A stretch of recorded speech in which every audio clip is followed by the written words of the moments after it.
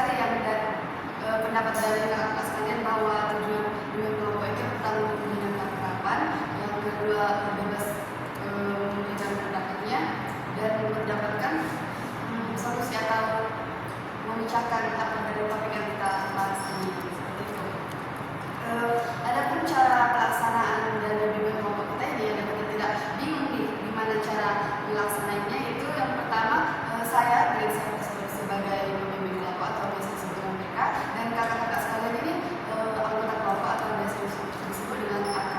Nanti saat kita berdiskusi diharapkan kakak-kakak sekalian ketika ingin mengemukakan pendapatnya mengangkat tangannya terlebih dahulu, lalu diungkapkan apa yang ingin dikemukakan, lalu tidak diperbolehkan untuk memotong pembicaraan dari anggota manapun, seperti itu. Dan tidak ada pendapat yang salah dan tidak akan ada yang menyalahkan. Di bimbingan kelompok ini juga terdapat asas-asas. Yang pertama itu asas kekinian, di mana kita akan membahas topik-topik yang terkini atau yang biasa kita bahas. Lalu yang kedua, asas keterbukaan. Diharapkan setiap anggota kelompok terbuka dalam mengemukakan pendapatnya, tidak ada ditutupi agar diskusi kita ini berjalan dengan baik. Lalu ada asas kesukarelaan, di mana setiap anggota kelompok juga sukarela berpendapat tanpa paksaan dari pihak manapun. Dan yang terakhir, asas kerahasiaan, di mana apapun nanti yang akan kita bahas biar sampai di sini saja, jangan sampai melayang kemana-mana yang kita bahas ini, karena kalau sempat ada yang membocorkan akan dikenakan sanksi, seperti itu. Dari pengertian tujuan dan cara pelaksanaan dan asas ini, apakah ada yang ingin ditanyakan kira-kira? Oke, sebelum kita lanjutkan ke kegiatan kita selanjutnya, di sini sudah pada sering dengar ya, tapi biar lebih akrab lagi, kita akan melakukan pengakraban dengan bermain games. Oke, games pengakrabannya ini dengan hanya memperkenalkan namanya saja, menyebutkan nama dengan alunan melodi. Contohnya, my name is Lady. Terus teman-teman sekalian merespon dengan menyebut nama yang saya sebut ini sebanyak 3 kali. Contohnya, my name is Lady. Terus kalian ladies gitu. Apakah sudah mengerti? Tidak. Kita boleh mencobanya? Boleh. Oke, dimulai dari saya ke sini. My name is Ladies. Ladies. My name is Tiara. Tiara. My name is Rodia. Rodia. My name is Husna. Husna. My name is Rani. Rani. My name is Lia. Lia. My name is Nata. Begitu.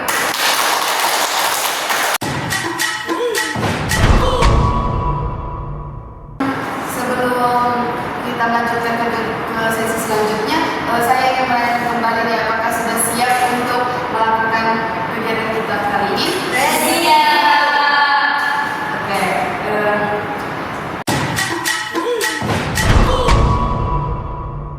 Jadi di bimbingan kelompok ini saya mengambil topik tugas, di mana topik ini ditentukan oleh pembimbing kelompoknya sendiri. Yang di mana topik saya itu komunikasi efektif. Kira-kira apa sih komunikasi efektif ini menurut kakak-kakak sekalian? Oke. Menurut saya komunikasi yang efektif itu berarti berbicara atau proses penyampaian secara baik, jelas dan tepat. Terima kasih kepada Mbak Lia. Apakah ada yang ingin menambahi? Saya mungkin komunikasi efektif itu adalah komunikasi yang mudah dipahami kali ya Pak. Maksudnya dia tidak bertele-tele, namun juga mudah dipahami. Terima kasih kepada kakak. Bagus sekali ya. Apakah ada yang ingin menambah lagi? Itu kepada kakak.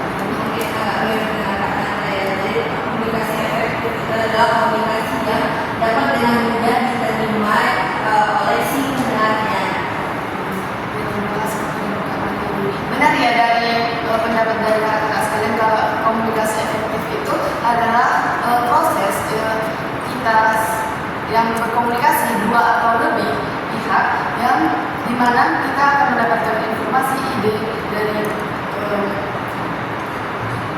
percakapan yang dilakukan dengan baik dan mudah dipahami seperti itu.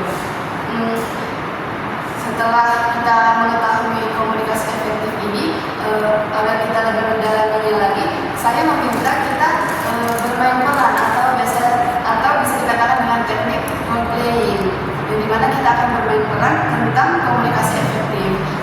Di sini saya ingin membagi menjadi dua kelompok, di mana nanti ada satu kelompok menjadi yang berperan dan yang satu kelompok lagi mengamati dari apa yang diperankan oleh kelompok yang lainnya seperti itu.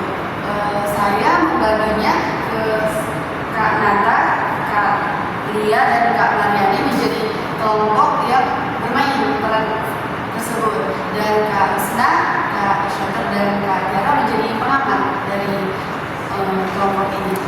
Apakah sudah mengerti?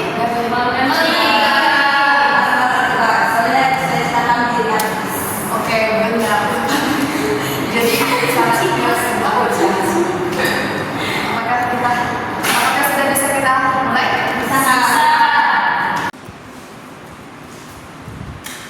Nika, Nata, kita kan ada tugas untuk buat video yang PKCK aku kan.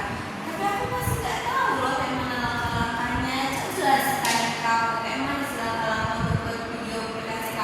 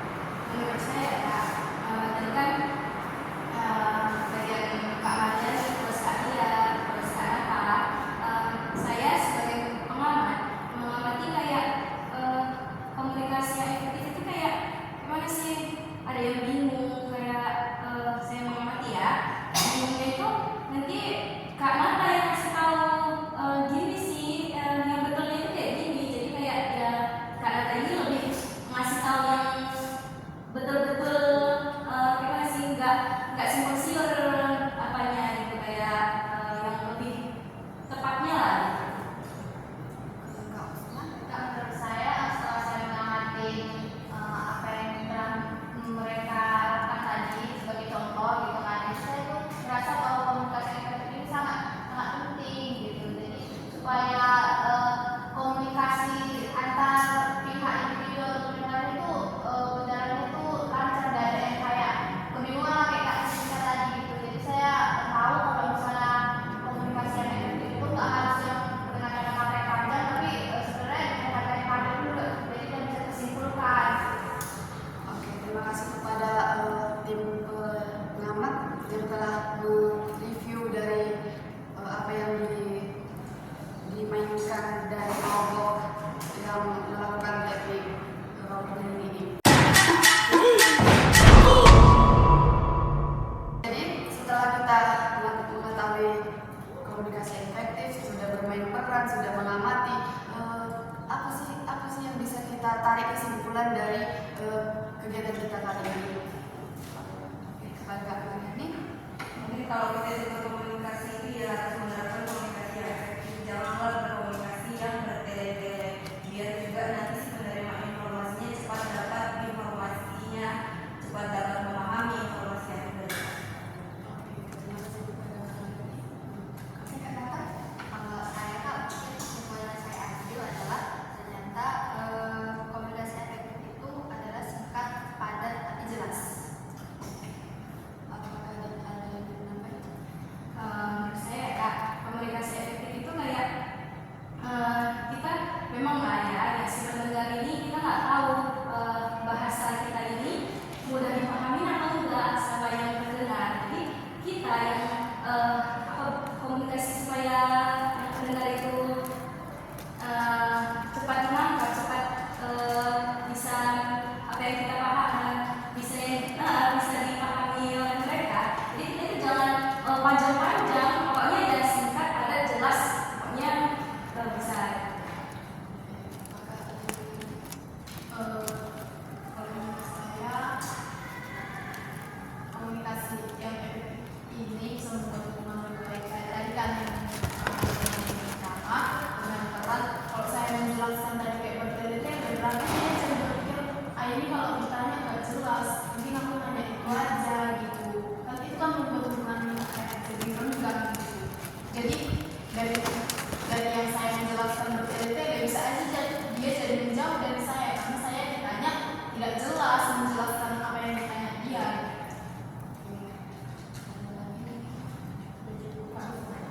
Terima kasih kepada teman-teman yang telah memberikan kesimpulan dari kegiatan kita kali ini. Benar sekali kalau komunikasi efektif ini, ketika kita berkomunikasi efektif, kita bisa melakukannya dengan singkat, padat dan jelas, tidak usah bertele-tele seperti itu, supaya yang memberi informasi itu juga tidak kewalahan dalam memberi informasi, dan yang menerima juga tidak bingung tentang informasi yang disampaikan oleh si pemberi informasi.